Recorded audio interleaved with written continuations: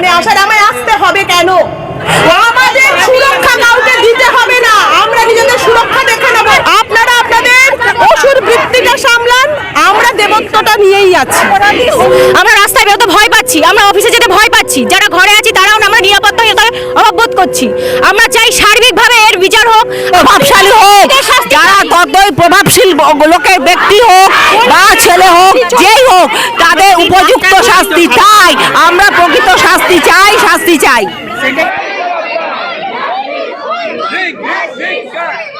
আরজিকর কাণ্ডের প্রতিবাদে উত্তাল রাজ্য থেকে গোটা দেশ। গতকাল মধ্যরাতে মহিলারা রাত দখল করো কর্মসূচির ডাক দিয়েছিল।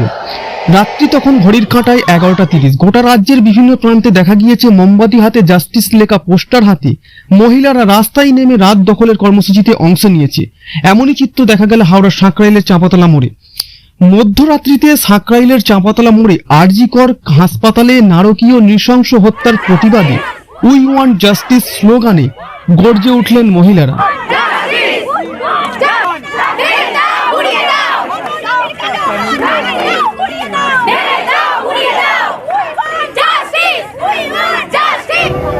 কারণ ঘটনাটা তো এমনি রাত্রিরে হয়েছে, আর প্রতিবাদটা আমাদের রাত্রিরেই করা উচিত। কারণ একটা মেয়ের, আমরা যেখানে নিরাপত্তার এতে ভুগছি, অন্ধকারে ভুগছি, যে একটা মেয়ে দিনের বেলাতেই ধর্ষিতা হয়, তারপরে তো সে মেয়েটা রাত্রিরে ধর্ষিতা হয়েছে, সেই জন্যই আমরা রাতটাকে বেছে নেওয়া হয়েছে। দিনে রাতে কোথাও আমরা সুরক্ষিত নেই। যারা কয়েক মিনিট পরেই আমরা স্বাধীনতার 78তম স্বাধীনতাতে পৌঁছাচ্ছি, তো সত্যি কি আমরা স্বাধীনতার আলোকে পৌঁছাতে পেরেছি? পারিনি। জাস্ট শুধু বাইরের আবরণ স্বাধীনতাটা, আমরা এখনো মনের অন্ধকারের আলোতে আমরা এখনো পৌঁছাতেই পারিনি। মেয়েদের নিরাপত্তা কোথায়? আমরা যারা একমাত্র কন্যা সন্তান, আমি আমার বাবা মার একমাত্র কন্যা সন্তান, আজ যদি আমার প্যারেন্টসের কোনো অসুবিধা হয়, আমার ভাই নেই, আমার স্বামী বাইরে থাকে, তো আমি বাইরে বেরোবো না তো কে বেরোবে? আমার ছোট ছোট সন্তানরা নিশ্চয়ই বেরোবে না। স্বয়ং হসপিটালে একটা ডাক্তারের মতো এত একটা ক্রিম জবে, যেখানে মেয়েরা যদি সেখানে নিরাপত্তাহীন হন, রাস্তাঘাটে বা আজকে যিনি সবজি বেচছেন বা যিনি মাছ বেচছেন বা যারা ডেলি ওয়েজেসে কাজ করে, তাদের নিরাপত্তা তো কোথাও প্রশ্নই ওঠে না। একজন ডাক্তার যদি তার কর্মক্ষেত্রে নিরাপদ নয়, তাহলে আমরা কোথায় নিরাপদ? আজ যদি আমাদের বাইরে বেরোতে হয়, হতেই পারে দিনের পর দিন আমরা পেশেন্ট, ডাক্তারদের বাদ না, পেশেন্টরাও আমরা হসপিটালে রাতের পর রাত জেগে থাকি, আমাদের নিরাপত্তা কে নেবে?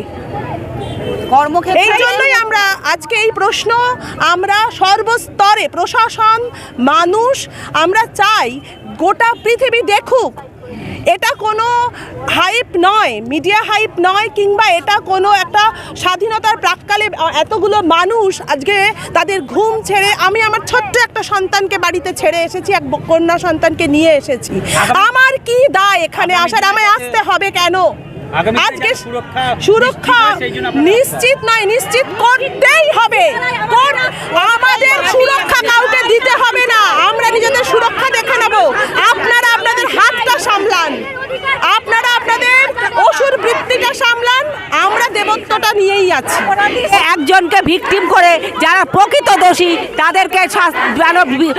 তাদেরকে বিচার করতে হবে, তাদেরকে আড়াল করে রাখা যাবে না। সারা যতই প্রভাবশালী হোক, যারা ততই প্রভাবশীল লোকের ব্যক্তি হোক বা ছেলে হোক, যেই হোক, তাদের উপযুক্ত শাস্তি চাই। আমরা প্রকৃত শাস্তি চাই, শাস্তি চাই। আমরা জাস্টিস চাইছি। একজন নারী হিসাবে, একজন সভ্য সমাজের মানুষ হিসাবে আমরা চাই এই অন্যায়ের শীঘ্রই প্রতিবাদ হোক। আমাদের রাজ্যে আজকে কন্যাশ্রী দিবস খুব ঘটা করে মহাসমারোহে পালিত হচ্ছে। সেই রাজ্যে আজকে মহিলারা আজকে এরকম ধর্ষিতা হচ্ছেন, তাও আবার একজন চিকিৎসক। এটা কি একটা সভ্য সমাজের কাম্য? আমরা আশা করছি এর অতি শীঘ্রই এই অপরাধের শীঘ্রই আর কি মীমাংসা হোক এবং অপরাধীরা শাস্তি হোক। এই যে আমরা কর্মক্ষেত্র কর্মজীবী যারা আছি, তারা তো অবশ্যই এই ঘটনার পর থেকে সবাই আমরা শঙ্কিত। আমরা রাস্তায় বেরোতে ভয় পাচ্ছি, আমরা অফিসে যেতে ভয় পাচ্ছি, যারা ঘরে আছি তারাও আমরা নিরাপত্তাহীনতার অভাব বোধ করছি। আমরা চাই সার্বিকভাবে এর বিচার হোক, আমরা নিরাপত্তা আশা করি এই সরকারের কাছ থেকে।